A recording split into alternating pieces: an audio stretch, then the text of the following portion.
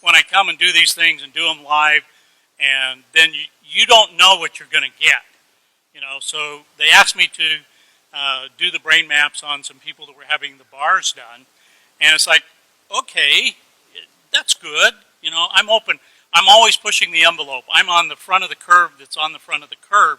We have to look back to see where the cutting edge is. All I can tell you is when I saw the results, my jaw dropped. I was so astounded. And you got to remember, I've been doing this for 16 years. I have seen brains of every kind and all different kinds of conditions. This is the very first time that I've ever seen a brain do what we are about to show you. I mean, I was blown away. It takes a lot to blow me away. This blew me away. So why don't you tell them? Okay, so we didn't mention yesterday that one of the things we do is called bars, and it's 32 points on the head that are designed basically to delete file on your computer bank so that you can create a change in any way you want. So everything, you know, the bars are a soft touch. You put on particular points of the head. These release the thoughts, feelings, emotions, considerations, and attitudes you've stored in any lifetime. And the end result is, you know, worst case scenario, your whole life changes. Best case scenario, you feel like you had a great massage. So. We have several different databases, ways that we can look at this information. And that adds a level of credibility and reliability. And so I'm going to show you all the different ways that we measure this. So we take an EEG, we put the cap on their head, and we measured all 19 electrodes. We did eyes closed, brain on task. Then they did the bars, and then we did it again, right immediately after. Put the cap back on their head, measured eyes closed, brain on task. And I'm going to show you what happened. This is a normal brain map. And so this one is before. This was, and you can see the red area that's lit up. That's the area that we identify as PZ. And it's showing that it's, you know, roughly 3 standard deviations above what would be considered normal.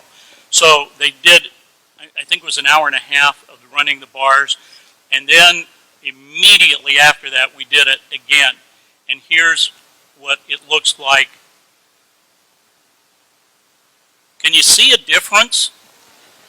Yeah, all right. So this was one measure that we were able to look at. Let's take another glance at something. It's called S-Loretta, and that stands for Scientific Low-Resolution Electromagnetic Tomography. But forget about that. Here's what it looks like. It came out showing us here, pointer down here where this little red line is, and this area is PZ. That's where it was lit up before.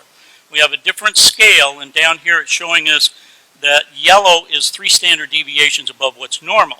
Well, we know it's at 2.7 hertz. It's in the delta range, so it's a low frequency, but down here it says it's 4.97. So it's almost 5 standard deviations above what is considered normal. It is off the scale of what we're seeing here. So here after is what it looked like.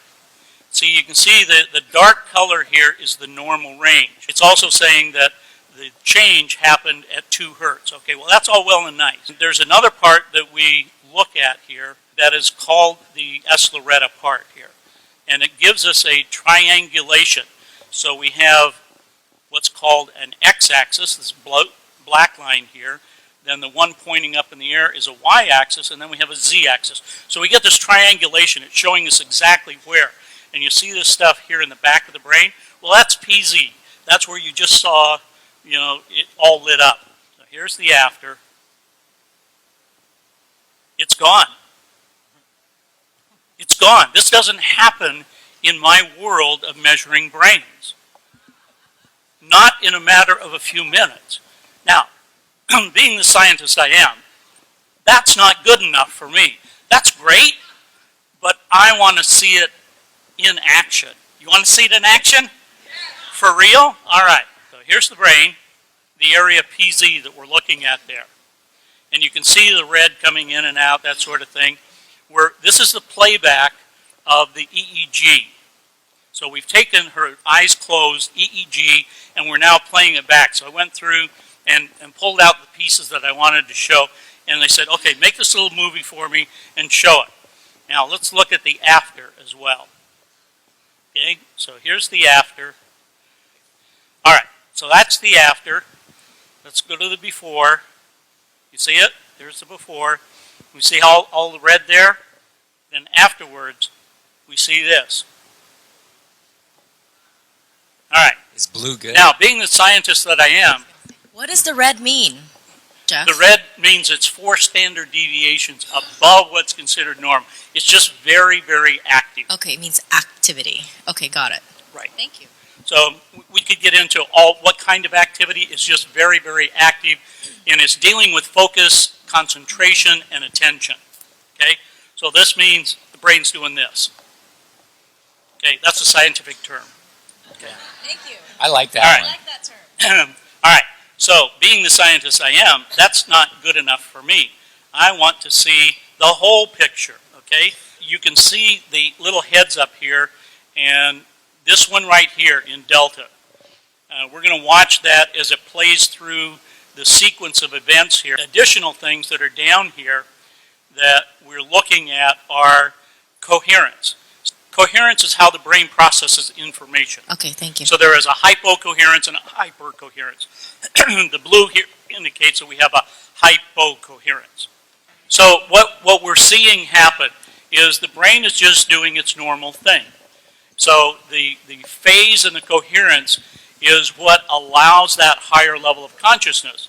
So in measuring thousands of advanced meditators over the last couple of years and talking to them and looking at their brain maps, we've been able to determine that this relationship between phase and coherence is very important.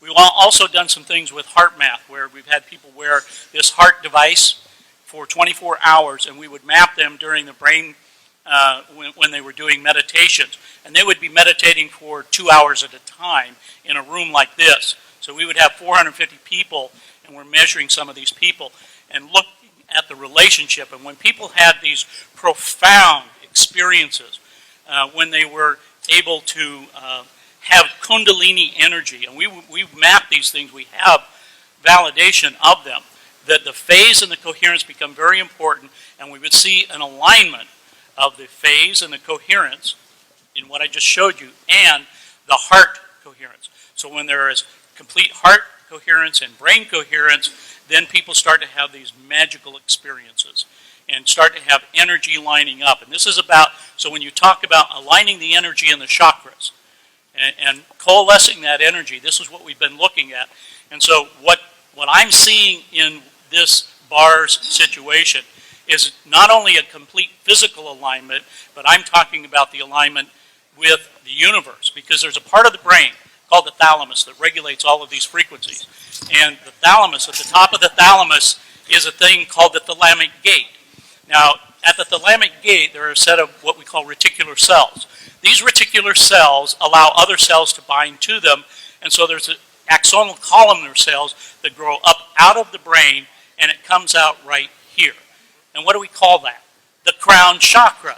That's the antenna. So when there is what we call oscillation, vibration from the field, and it's coming in through your crown chakra, going down to the thalamic gate, into your brain, and all of the frequencies are distributed there, then it becomes resonation.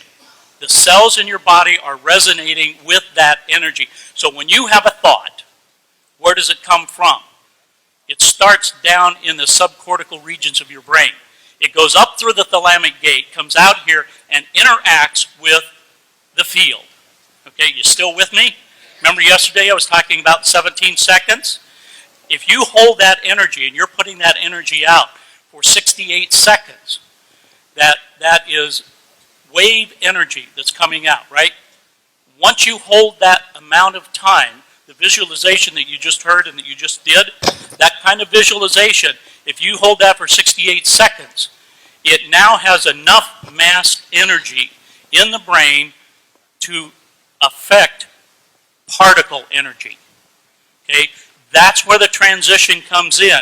So the longer you hold these thoughts, the longer you work with them, whether it's visualization, mind movies, whatever your technique is, the power of that is absolutely astronomical. Now, to be able to coalesce that energy and to bring it together in what I just showed you is absolutely possible. And I believe we only have, the one person that we've processed so far. But as a scientist, I can tell you with what I've seen over the last 2 years and the thousands of people that I've worked with, this is absolutely amazing. And I'm sure that each and every one of you have the ability to harness this energy, to start working with that within yourselves. Because it's not the magic of the science. The science just helps you let you know what is happening and how it's happening to you as an individual.